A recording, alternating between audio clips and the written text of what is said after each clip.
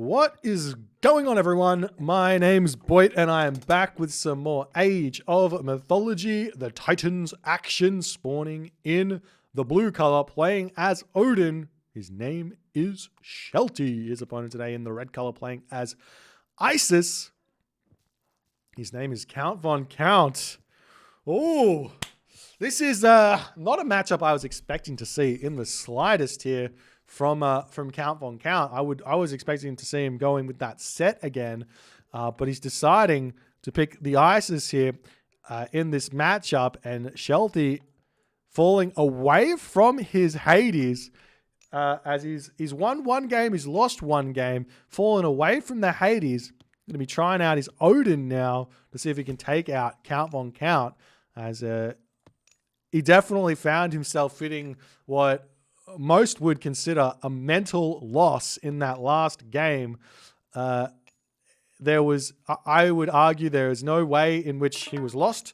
Even having lost all of those camel caravans, he could have thrown up a couple more markets, just pulled back, given away that position, and then pushed back through the middle of the map. All he had to do was set up and play that late game at a higher level, and he would have been in a one position, or he was in a one position, but he would have won that game. But now going in with the Odin here against Isis, a very, very difficult one. We'll see what Count Von Count wants to try here. Count Von Count's got two strategies here that he has had a lot of success with, at least on the ladder, against Odin players. One being the classic Ancestors Eclipse timing push, and the other one being Anubites, which we haven't seen a whole lot of here in this tournament. Definitely something that is very, very strong for Isis, is going through Anubis, is utilizing those Anubites to get raids happening onto your opponent. And we'll see how that's going to go here in this game, as Shelty moving around with the Skraeling here, trying to find all of the different locations on the map that he can hunt with. He did not use his he didn't use his Great Hunt at the start here for some reason. This makes no sense to me.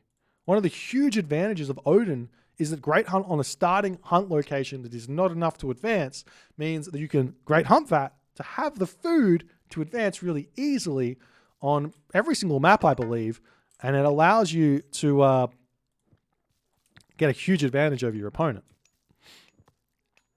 So we'll see how it's going to go. Now, both 4 town centers as well here for Shelty. This town center is fantastic, though, for against Anubis. Why? Because you can drag the elephant underneath the town center. You can drag the other elephant underneath the town center, and you can have a huge amount of food to allow you to get to that second age, defend yourself. All you have to do is leave your Hersir over on this location. I love that Shelty is utilizing this straggler tree here to double as that ox cart there as well.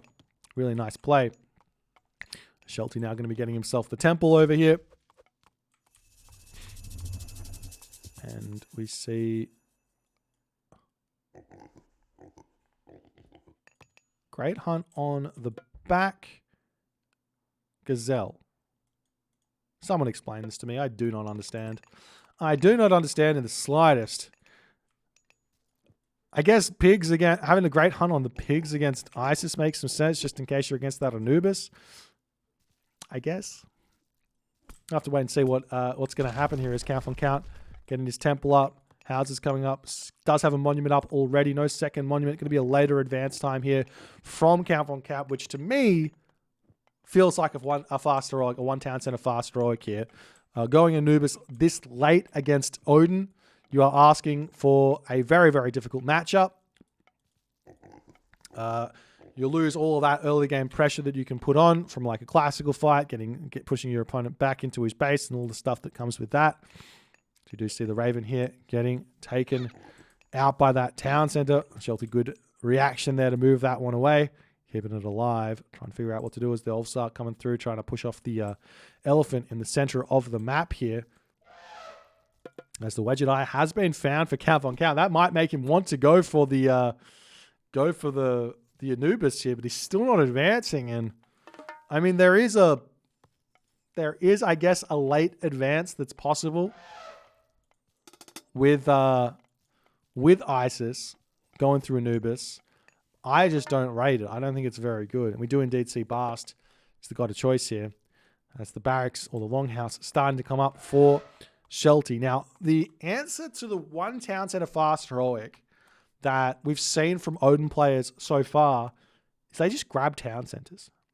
You just grab so many town centers that it doesn't matter how much damage the Ancestors Eclipse timing push can do. You're just able to defend it with your with the economic advantage you get from having all of those town centers up.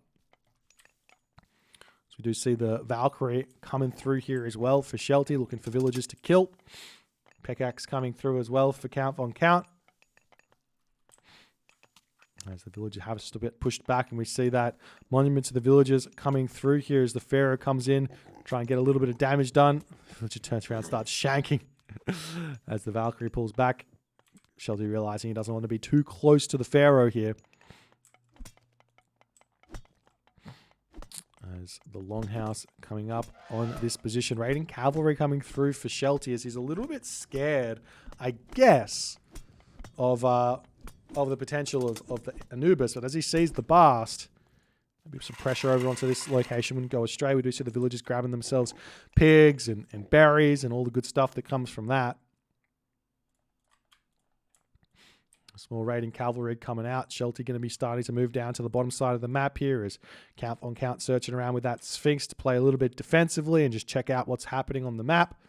The villagers here will finish up on those giraffe and move back here as the Sphinx are going to be searching for some villager kills. And it looks like he might be able to find it. If we take a look at Count Von Count's perspective here, the Sphinx looks like it's moving into this position here. I don't know exactly where it's going, but at least to here. And he's going to be searching around and most likely finding those villagers over there to get a villager kill or two. This Count Von Count getting closer and closer to the next age. Forgets the armory. Hate to see it. This villager over here will get pulled away. Nice reaction there from Count Von Count. But, yeah, generally speaking, the best way to play if you're going for a fast stroke with Isis is you just put the armory down as soon as you hit the classical age with one villager. It takes 91 seconds to build. That's a minute and a half. We do indeed see the Sphinx coming through here. That should be a villager kill unless Shelty micros. And he doesn't micro that. The way to get around that is you pull the villager away, shank the Sphinx, pull back, and then you can basically get all the villagers back to safety from one Sphinx. But Count gets a villager kill, and he's going to be leaving there happy with that kill after all is said and done. As Count's now able to go up through Nephthys. And yet again, we're going to be seeing him most likely using Prosperity when he doesn't need to. So guys, for those of you playing at home, to build a town center, and we know this already, if you're at 0 gold, I believe 8 villages with a Pharaoh is enough to get 400 gold in a minute. Maybe it's a little bit less. So just do the same thing when you're going to the heroic age as Isis, and you can put the Migdol stronghold down. And the other thing is you don't have to use the gold villages to build the Migdol. You can actually use food villages or wood villages to build the Migdol as well. So you can keep getting that gold income to afford the chariot archers straight away. All the other good stuff. We just see the Pegasus on the back here, searching around as the Sphinx still searching to try and get in here. The Ursa are going to have to walk back here to defend this one. But the Sphinx here on a mission to find this. Count Von Count might just drop Ancestors Eclipse in the main base here. He's got the Pegasus to do so. It's not a bad play. When you go one town center, your opponent's on one town center. Ancestors Eclipse in the main base is really, really strong. Only if your opponent's on one town center is the time that I would recommend this. But it looks like we aren't seeing that. Migdol Stronghold is ending up coming down on this position. Shelty has taken the one town center approach to this, which is arguably the worst strategy or the most success you're going to have with the Ancestors with one town center set play or Isis play is against one town center Norse play. In my experience. So Count here is happily getting his Migdol Stronghold up. We do see Skadi coming through here for Shelty at this position as the house coming down over there. Sphinx searching around. We do see the Scorpion Men checking out the gold mine at the bottom of the map here. The problem for Shelty, and this is the problem that happens every single time you do this build against one town center Isis, is your gold mine runs out. Your gold mine runs out, you need to move over to the second gold mine. Your opponent can put pressure onto that and life can get very, very tough. We are seeing the town center coming down for Count Von Count. Again, here, as it's not a bad idea at this point because both players are one town center, but I still would prefer, and it makes a lot more sense to me with the gold mine being this exposed, Count goes for a 1 town center play here, as we are still seeing the Scorpion Men and the Sphinx getting some good damage done. That's 5 Hearser only in on this position as the Chariot Archers starting to pump out here. You can see that part of the problem with going for this town center area is you just cannot afford to get these units out. And we see so many resources kind of floating in the bank for Count Von Count at this point as well, as the Hill Fort going to be coming up. Ancestors Eclipse does end up getting dropped down here. There's kind of enough Chariot Archers maybe to pick off those Hearser. We'll see how it's going to go as the Chariot Archers are, well, as the Myth units and the Ancestors want to target down those raiding cavalry. Chariot Archers the back, taking everything else out. There are priests here to take out the Frost Giants here, as well as the medium raiders does come through here to try and take out the priest as best as he possibly can, as the Sphinx does get frozen there in this location. There's more Scorpion Men coming through here. Hill Fort still not up, but still getting closer and closer to full finishing there, as there is also Frost to be utilized on this position, but there's still 30 seconds left as the Ancestors are going to start getting the damage done onto the Hill Fort here, targeting down those infantry units here. He does manage to do so, preventing the Hill Fort from coming up here, as the Frost Giant get a fooled as well, with 0 HP remaining as the priest manages to take that one down.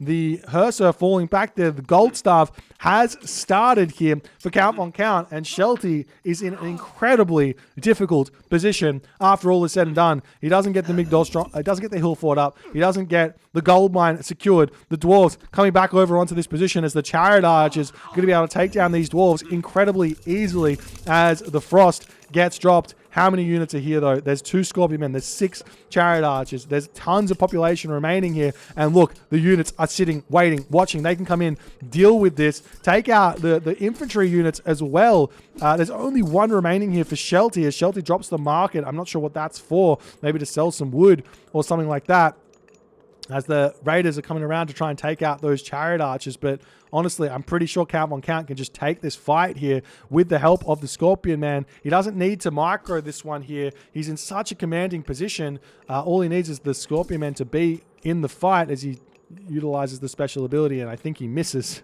with that special ability there. As the Frost is just about to expire. 110 population to 61 population here, ladies and gentlemen, as the army about to pop out here. 3 Scorpion Men here, no heroes, no Frost Giants, no hope in this game, no gold mines to move to. Count Von Count pushes forward, dwarves falling in their place. The score is absolutely disgusting to look at this point. Forest Fire getting dropped down on 1 tree. Count Von Count doesn't care. He continues pushing forward there. Another dwarf going down. Raiding cavalry moving around, trying to figure this one out. But Count Von Count is in such a commanding position here in this game, as the Scorpion Men just cleaning everything up here. And Shelty finds himself having to tap out after all is said and done in this game. The 1 town center semi-fast heroic from the Odin gets absolutely demolished here by Count Von Count's Count Von Count's Isis fast heroic. What can you say that hasn't already been said? This is kind of a, in my opinion, this is already a known strategy. This is a known win for Isis. You cannot go for a semi-fast heroic here as Odin if you've got exposed gold mines. It's best to go for a 2nd town center, a 3rd town center, or a 4th town center. Spread your army across the map, villages across the map, and just take the hit on that Ancestors while your gold villages are everywhere, and you're just sort of saying, no worries, you can kill me, I'll grab town centers, I'll do what I've done. But a well-executed game here from Count Von Count to at least claim the victory here against Shelty. If you guys enjoyed this one, please consider hitting the follow on the Twitch. If you're on the YouTube, hit that subscribe button, and I'll see you guys in the next game.